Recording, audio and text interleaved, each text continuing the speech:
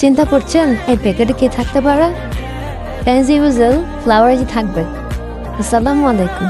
আমার এক কাস্টমার ওনার প্রিয় মানুষের দেওয়া ফুল খুব যত্ন সহকারে আমার কাছে পাঠিয়েছেন।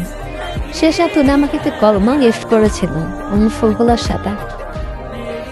এই যে দেখছেন এখানে কিছু ফুল রয়েছে, যে ফুলগুলো আমার কাস্টমার স্মৃতি হিসেবে ধরে রাখার জন্য আমার কাছে পাঠিয়েছেন, কিছু জুয়েলারিতে প্রিজার্ভ করার জন্য। কাজের ক্ষেত্রে আমাদের অনেক কাস্টমারের সাথে পরিচয় হয়। কিছু কিছু কাস্টমার থাকে যারা আমাদের কাজকে খুব বেশি সম্মান করে এবং আমাদেরকে খুব বেশি রেসপেক্ট দিয়ে কথা বলে।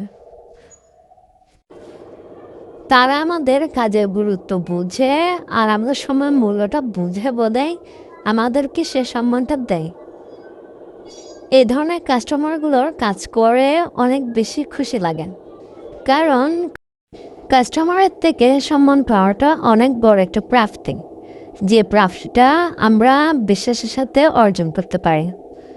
এই যে আপুটা আমাদের কাছে ফুল পাঠিয়েছে, এই আপুটার সাথে কথা বলে আমি অনেক বেশি হ্যাপি হয়েছিলাম, কারণ আপুটা আমাদের সাথে খুব বেশি বিনয়ীভাবে ব্যবহার করেছিল।